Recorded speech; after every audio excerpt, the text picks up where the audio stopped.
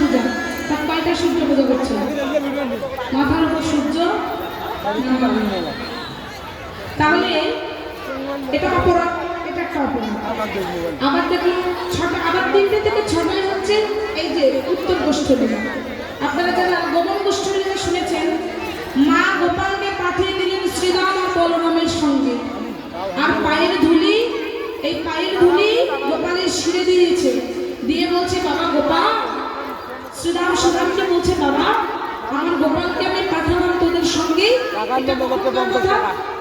9টা থেকে 12টার কথা, তোদেরকে পাঠালাম, গোপালকে সন্ধ্যা হওয়ার আগে আমার কোলে গোপালকে ফিরিয়ে দিবি। এখন গোপালকে ফিরাচ্ছি কোথায়? রাত 10টায় ফিরাচ্ছি। এখন ধরুন গোপাল বৃন্দাবনে লীলা করেছিলেন 9 বছর বয়সে। এখন 9 বছর বয়সের ছেলে, সে যদি মানে ছোট থেকে 9 বছর